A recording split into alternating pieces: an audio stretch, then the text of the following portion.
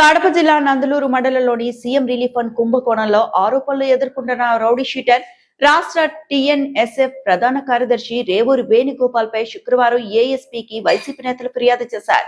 Rowdy sheeter Revuri Venugopal పై బాధితుడు తుంటి ఎల్లయ్య తనకు మంజూరైన 14 లక్షల్లో 8 లక్షల రూపాయలు కాజేశారని స్వయంగా చేసిన ఆరోపణలు మీడియాలో వెలువడ్డాయని, వాటిని వాట్సాప్ లో షేర్ చేసిన వైసీపీ నేత గుండు మల్లికార్జునరెడ్డిని rowdy sheeter Revuri Venugopal WhatsApp voice message ద్వారా ఎందుకు షేర్ చేశావని నందలూరు మండల వైఎస్ఆర్ కాంగ్రెస్ పార్టీ నాయకుడు తనను బెదిరించినట్లు గుండు మల్లికార్జునరెడ్డి తెలిపారు.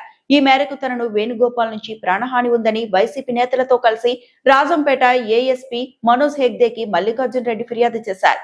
ముఖ్యమంత్రి సహాయ నిధి అవకతవకలపై సబ్ కలెక్టర్ భావన గారికి ఫిర్యాదు చేయడం జరిగింది. ఈ కార్యక్రమంలో వైఎస్ఆర్ కాంగ్రెస్ పార్టీ నాయకులు గోపిరెడ్డి, పాపినేని విశ్వనాథరెడ్డి, నడివిది సుధాకర్, సౌమిత్రి, గొబ్బిళ్ల త్రినాథ్, జగదీశ్వర్ రెడ్డి, నాగసుబ్బయ్య, కాకిచంద్ర, దుర్గయ్య, దాసరి పెంచలయ్య, దండు గోపి, గొంటుమణి, సుధాకర్, కళ్యాణ్ రెడ్డి, శ్రీనివాసులు, నరసింహారెడ్డి, గోవర్ధన్ రెడ్డి, జాహిద్ అలీ, భాస్కర్ యాదవ్ సైదులు ఉన్నారు. పత్రికా విలేకరులకు నమస్కారం.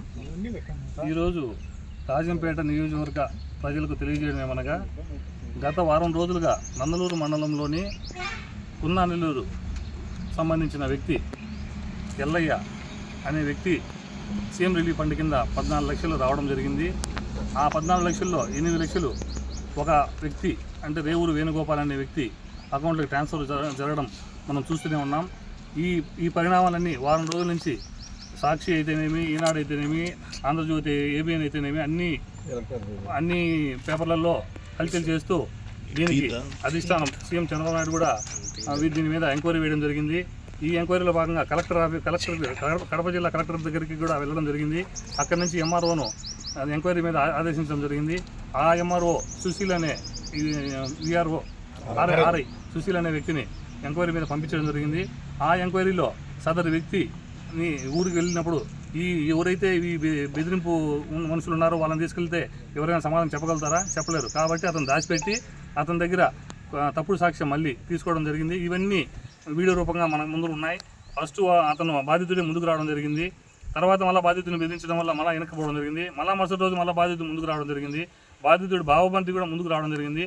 ఇవన్నీ జరిగిన సందర్భంలో నిన్నలే మొన్న సదరు వ్యక్తులు అంటే ఈ కుంభకోణంలో ఒక హస్తం కాదు 45 హస్తాలు ఉన్నాయి.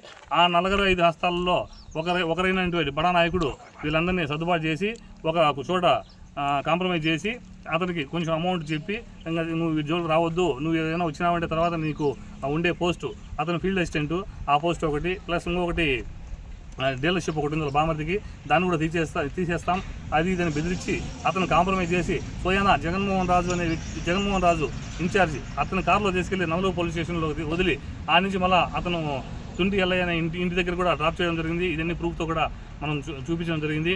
ఇలాంటివన్నీ సాక్షి టీవీలో వచ్చిన కథనాన్ని నేను ఒక వాట్సాప్ గ్రూపులో ప్రెస్కి సంబంధించిన గ్రూపులో నందలూరు వాటిలో పోస్ట్ చేయడం జరిగింది.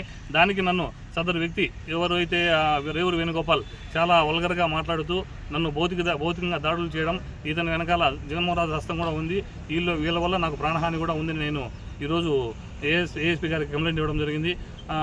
కాబట్టి ఇది ఇంతతో కాకుండా ఇంతవరకు మేమైతే వైఎస్ఆర్సీపీ కార్యకర్తలు కానీ ఎవరు కూడా రాజంపేట కానీ నందలూరు కానీ దీని మీద ఎప్పుడు మేము స్పందించలేదు. ఈరోజు స్పందించాల్సి వచ్చింది. ఎందుకంటే మేము ఫార్వర్డ్ చేసే వరకే ఉన్నాం. మాకు ఎందుకులే మీరు కింద పడతారనుకున్నాం. మీరే అంతా బయటపడి చాలా వరకు బయటపడింది. దోషులు ఏంటండి ప్రూఫ్తో కూడా బయటపడితే మీరు మళ్ళీ రోజు కాంప్రమైజ్ కోసం ఈడ కాంప్రమైజ్ రెండుసేపు మీరు కాంప్రమైజ్ చేసుకోవడం జరిగింది. ఇవన్నీ ప్రజలు గమనిస్తూనే ఉన్నారు. ప్రతి ఒక్కటి మీరు ఏదైనా అనుకుంటున్నారేమో, మీరు చేసిన దొంగతనం 100% బయటపడింది. మీరు కాకపోతే ఒక పోలీస్ కేసు అతని ద్వారా ఇప్పించే మూమెంట్లో మీరు కాంప్రమైజ్ చేసుకున్నారు. అది కానీ జరిగింటే ఈరోజు మీరు ఖచ్చితంగా కటకటాలు ఉండేవాళ్ళు. కాబట్టి ప్రజలు అన్నీ గమనిస్తూనే ఉన్నారు.